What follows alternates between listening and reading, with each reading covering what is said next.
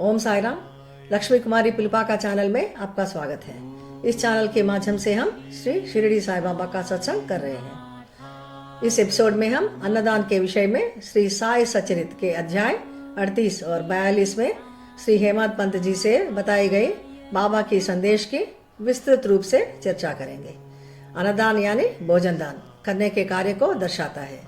श्री साई सचरित की शिक्षाएं बाबा के हृदय से निकली हुई संदेशों को व्यक्त करती है, जिसका उद्देश्य उनके भक्तों को विभिन्न घटनाओं के बारे में ज्ञान देना है। यह संदेश मानव जाति के कल्याण को बढ़ावा देने, उनके जीवन में अपनाने के लिए मार्गदर्शन के रूप में कार्य करते हैं। श्री साई सचरित में यह बताया गया है कि हमारे धर्म ग्रंथ अलग अलग युगों के लिए अलग अलग प्रथाएं बताते हैं। वर्तमान युग यानी कलयुग में दान, जिसे दान कहा जाता है, उसे आध्यात्मिक अभ्यास से बहुत बड़ा स्थान दिया गया है। भोजन प्रदान करने को धर्मार्थ कार्यों के प्रतीक के रूप में मान्यता दी गई है। यहाँ यह भी कहा गया है कि जो गरीबों को और भूखों को भोजन देता है वह सबसे अच्छा और परोपकारी व्यक्ति है। दूसरे दान जैसे धन, संपत्ति और कपड़े के लिए विवेक की आवश्यकता होती है, परंतु अन्नदान करने के लिए किसी तरह की भेदभाव की आवश्यकता नहीं होती है। इसलिए अन्नदान सभी अन्य प्रकार के दान से श्रेष्ठ माना जाता है। तैत्तिरीय उपनिषद यह बताता है कि भोजन ब्रह्म है, क्योंकि सभी प्राणी इससे पैदा होते हैं, इसके माध्यम से खुद को बनाए रखते हैं और प्रस्थान करने पर वे इसमें लौट आते हैं। इसके अलावा श्री साई सचरित के अध्याय 38 में अन्नदान करते समय कैसे करना चाहिए और किसको प्रामुख्यता देनी चाहिए, इस विषय पर भी हमें मार्गदर्शन किया गया है।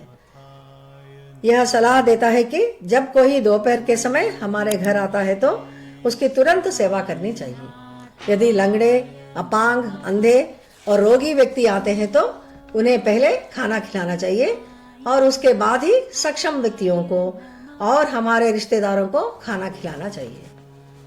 योग्यता पहले तरह के लोगों के खाने खिलाने की तुलना से दूसरे तरह के लोगों को खिलाने की तुलना में बहुत अधिक है। बाबा सभी प्राणियों को, मानव और अन्य जंतु, जानवर, पशु पक्षियों को समान प्रेम और स्नेह भाव से देखा करते थे। बाबा सर्वांतर्यामी है। संसार के हर चीज की उनकी खबर रहती है और उनकी देखभाल करते हैं। उनके अवतार को ईश्वर की संपूर्ण सृष्टि को बचाने और आशीर्वाद देने वाला एक दिव्य रूप माना जाता है। विशेष रूप से जब जानवरों को, पौधों को और अन्य प्राणियों को भूख लगती थी, तब बाबा यह सुनिश्चित करते थे कि उन्हें भोजन मिले, भले ही भक्त उनके लिए भोजन लाए हों। श्री साई सचरित के अध्याय 42 की यह घटना यही सूचित करती है, जहां बाबा ने एक बार लक्ष्मीबाई शिंदे से भूख व्यक्त किए थे। वह जल्दी से घर गई, रोटियां और सब्जी बनाकर लाई और बाबा को अर्पित की थी।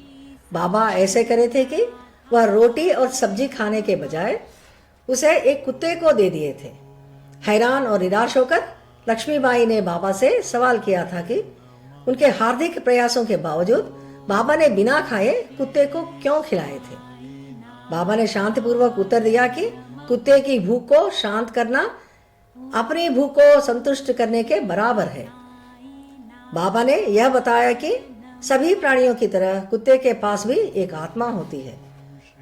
रूप में भिन्न हो सकते हैं, लेकिन भूख का सार एक ही रहता है। वह इंसान की तरह बता नहीं सकते कि उन्हें भूख है। इस सरल पाठ के माध्यम से बाबा ने बताया कि अन्नदान को केवल जरूरतमंद लोगों को भोजन दान करने से आगे बढ़ना चाहिए। यह घटना हमें सामान्य लग सकती है, लेकिन बाबा ने आध्यात्मिक सत्य का चित्रण किया और दैनिक जीवन में इसके व्यावहारिक प्रयोग का प्रदर्शन किया, जिससे सभी की भावनाओं का ध्यान रखा जाए। इस संदेश से हमें यह पता चलता है कि जरूरतमंदों को भोजन, प्यासे को पानी, पौधों को पानी और पोषण देना हमारी मौलिक जिम्मेदारी है। सभी प्राणी ईश्वर की रचनाएं हैं और यह हमारा कर्तव्य है कि हम अपनी सर्वोत्तम क्षमता से उनकी देखभाल करें। बाबा जब भौतिक रूप में थे, तब उन्होंने अपने कार्यों और शिक्षाओं के द्वारा अपने भक्तों को शिक्षित किए थे, वे आज हमें और आने वाले पीढ़ियों को श्री साई सच्चरित के माध्यम से सही राह पर चलने का मार्गदर्शन दे रहे हैं। श्री साई सच्चरित्र में जो अन्नदान के बारे में बताया गया है, उसके साथ साथ हम अन्य ग्रंथों में अन्नदान के बारे में बताई गई विशेषताओं के ऊपर भी एक बार ध्यान दें। हमारे धर्म ग्रंथों में यह उल्लेख किया गया है, अन्नम परब्रह्म स्वरूपम। इसका मतलब है कि भोजन को भगवान ब्रह्म की अभिव्यक्ति माना जाता है। कृष्ण यजुर्वेद में यह कहा गया है कि महत्वपूर्ण मात्रा में दान, चाहे वह 1000 हाथी घोड़े, 10 लाख गायें, चांदी और सोने से भरे हुए बर्तन, समुद्र तक की पूरी भूमि, एक कबीले की संपूर्ण सेवाएं या 10 लाख महिलाओं के विवाह में सहायता करना भी भूखों और जरूरतमंदों को खाना खिलाने के कार्य के समान नहीं है। श्रीमद् भगवद गीता के अध्याय 4 में यह बताया गया है कि अन्नं च ब्रह्मा, अहम च ब्रह्मा और भोक्ता च ब्रह्मा। इसका यह मतलब है कि भोजन दाता और प्राप्तकर्ता परमात्मा ब्रह्म की अभिव्यक्तियां हैं। श्रीमद् भगवद गीता के अध्याय 3 में भगवान श्री कृष्ण कहते हैं, अन्नाद भवन्ति भूतानि। यह अर्थ है कि भोजन सभी रचनाओं को कायम रखता है।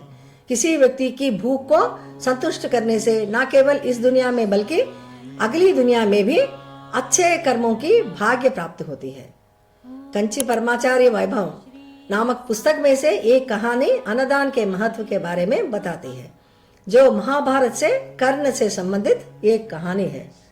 कर्ण, जिसे दान करने के रूप में जाना जाता है, वे बड़ी दान करता थे, जो सोना, हीरे और धन से लेकर सब कुछ दान कर देते थे।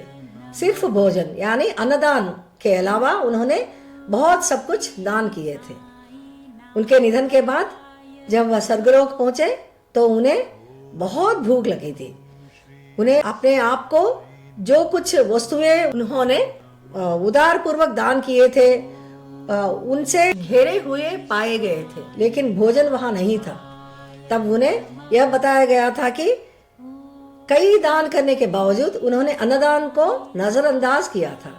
दुर्योधन का साथ देने का आरोप लगाते हुए उनको कहा गया था कि उनके भूख को शांत करने के लिए उनके मुंह में अपनी उंगली डालने का निर्देश दिया गया था। शुरू में कर्ण इससे अपमानित हुए थे, लेकिन बाद में आज्ञा का पालन करने पर उनकी भूख शांत हो गई थी।